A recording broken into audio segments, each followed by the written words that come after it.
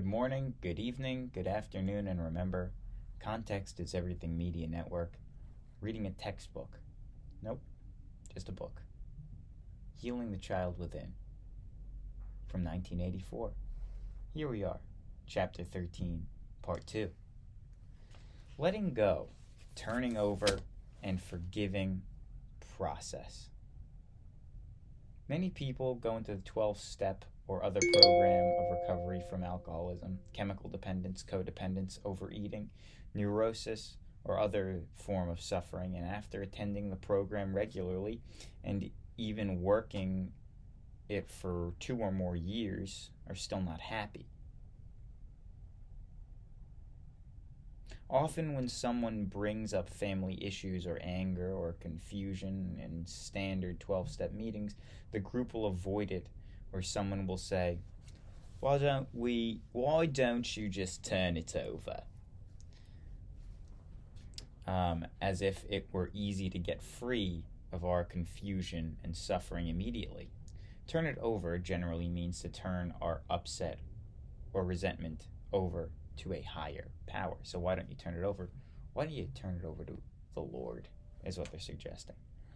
But we cannot turn it over without first knowing what it is that we want to turn over.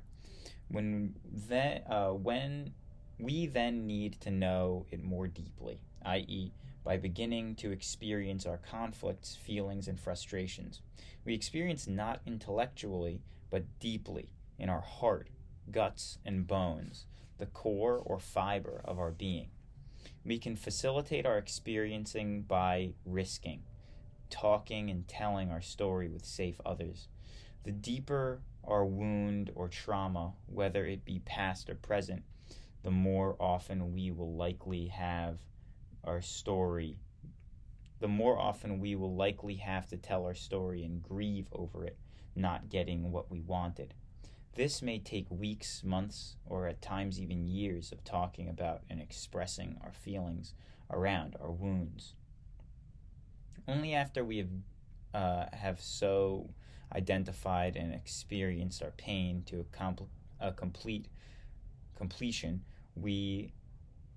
are we authentically able to begin considering the possibility that we may have a choice.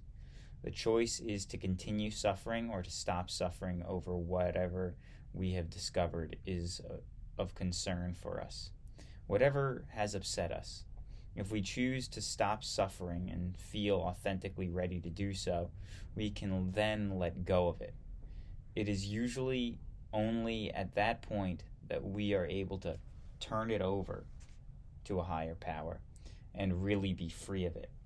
This entire step-by-step process can be called several names.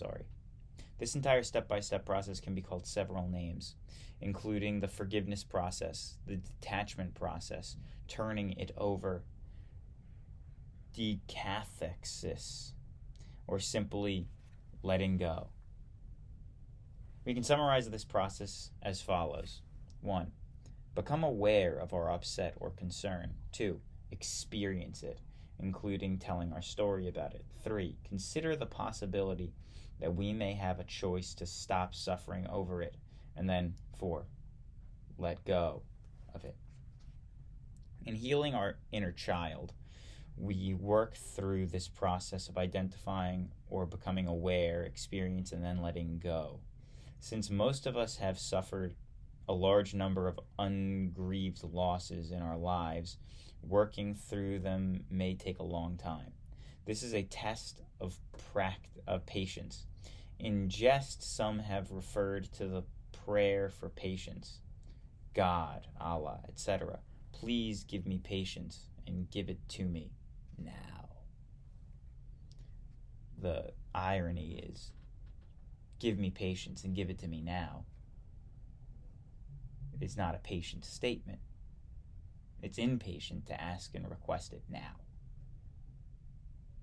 Which is ironic, but also kind of the purpose of prayer, to ask for something. Being assertive, well, it's not the purpose of prayer, but it is. I would assert that the purpose of prayer is more meditative and to put yourself in a positive mind frame, which can attract good things to you, which and then can give you what you're asking for in terms of you attracting it because you're in a better headspace through meditative process, through prayer, which in part should be a meditative process, not just an asking, requesting process. That's part of it. But the meditative, to me, seems pretty important. I mean, what do I know? Being assertive. During the transformation stage in healing our child within, we begin to become aware of the difference between being assertive and being aggressive. Being aggressive is usually some sort of attacking behavior, whether verbal, nonverbal, or physical, and may get us what we want, but usually leaves us and other person feeling upset or bad about the encounter. By contrast, being assertive usually helps us get what we want or need, but without leaving us or another feeling upset or bad. In fact, a major indicator of whether we have been assertive is that we and the other person feel okay or even good about the interaction. Many children growing up in troubled or dysfunctional families learn how to be either aggressive or manipulative, or to sit back or withdraw. They don't get what they want or need. They almost never see assertiveness being modeled, are rarely taught to be assertive, and thus grow up to be adults who operate by being either aggressive or manipulative or passive. People pleasers, or a combination of these. There's a lot of passive aggression. I don't like passive aggression. To me, passive aggression makes me irritated. Being assertive will usually get us what we want or need, but learning to do so usually takes practice. Some places to practice being assertive are with safe and supportive people referred to throughout this book, and especially productive places to practice being assertive are in a therapy group. Some people, however, will also find the need for taking an assertiveness training course. Such courses are usually available in most communities and are inexpensive. This was in 1984. If they're still available, they're very expensive.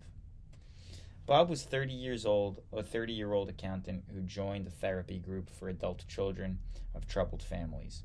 He was shy, withdrawn, and quiet in the group. Try as he would, he couldn't seem to get his points across in group. A fellow group member who had taken assertiveness training suggested that he also take such a course. After doing so, Bob became much more active and expressive, both in and outside of the group. I learned to speak up for myself, he told us. Now, when something is bothering me, or when I want something, I speak up for it. It's still difficult for me, but now I make myself speak up after I've thought about what I want to say. And each time I'm successful at being assertive, it gets a little easier. When we transform and become assertive, others around us may be taken aback by our change. They may even try to make us think there is something wrong with us because we have changed. Joe was a 52-year-old married man, father of one, who grew up in a troubled family that had much difficulty with boundaries. Always minding one another's business, he spent his childhood and much of his adult life confused, resentful, and sad. In his recovery, he began to become more assertive and self-assured. Recently, when I stood up to my father when he was mistreated me, I felt so good about it, because I was assertive. Later, my mother, who saw me being assertive with him, told my sister, I don't know what's wrong with your brother Joe lately. He's so different. I wonder what's wrong with him. As though I'm crazy or something. I didn't have my wife and this group to talk to. I'd probably believe her that maybe there's something wrong with me. that maybe I'm going crazy. But I don't know, but I know I'm not. In fact, I'm getting healthier. Joe is having an experience that is common to many people who are in recovery and who are healing their child within. Oftentimes, when people who either knew us in the past or know us now may notice a change in us, depending on where we are in our recovery, they may notice that particular change in us and become afraid that they might have to change someday. Fear may build up in them to such an extent that to handle it, they often dump it. They often dump it in some way onto others, often onto the person who they saw changing. It can be threatening to some people to see others change. A personal Bill of Rights. By the transformation stage, we begin to discover that we have rights as individual human beings.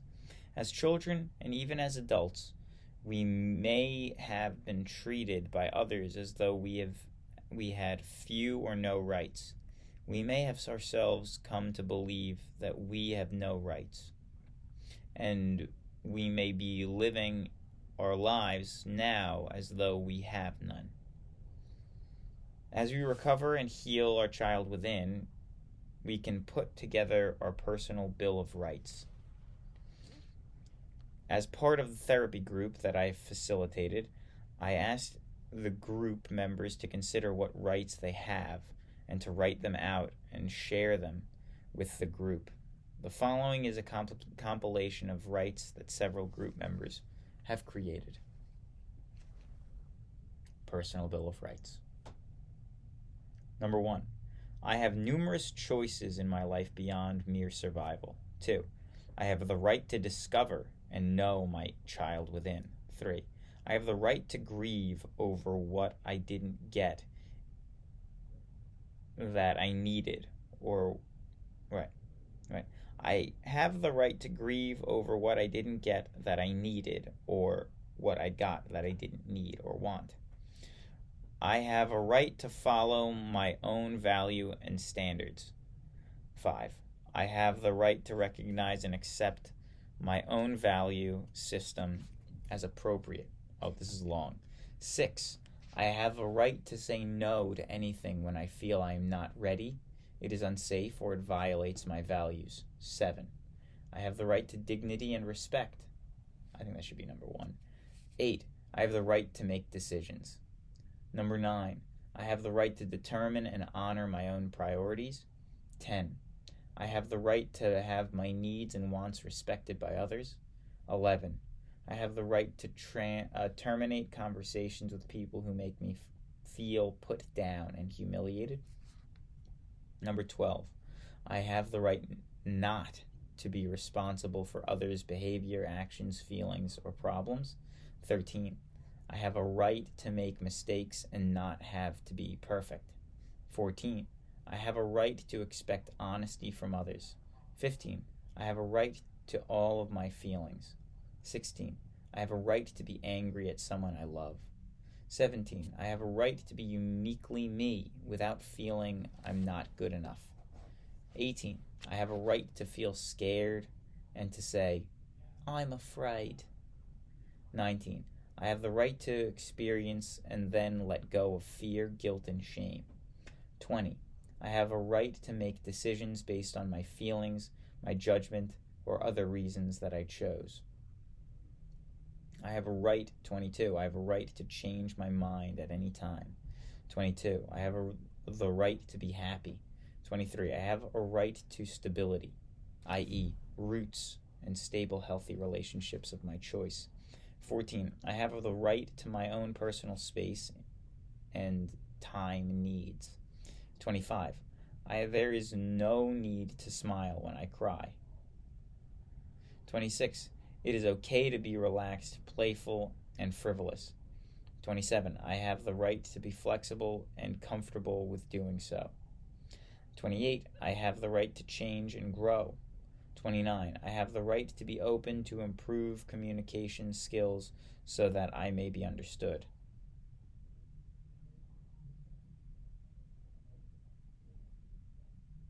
Is that like saying improve your communication skills? I think everyone should, because I know I need to improve my communication skills, and I know a lot of other people need to, and I think that it should be a primary priority of everyone, everywhere, to get better at communicating what's in their mind. Unless their job doesn't allow it, at which point they should keep doing that job because it's healthy to stifle your thoughts. 30. I have the right to make friends and be comfortable around people. 31. I have the right to be in a non-abusive environment. 32. I can be healthier than those around me. 33. I can take care of myself no matter what. 34. I have the right to grieve over actual or threatened losses. 35. I have the right to trust others who earn my trust. 36. I have the right to forgive others and to forgive myself. 37. I have the right to give and to receive unconditional love. And that was the last of it. You may wish to consider whether you have any of these rights. My belief is that every human being has every one of these rights and more. As we transform, we begin to integrate our transformations into our lives. God bless. Goodbye.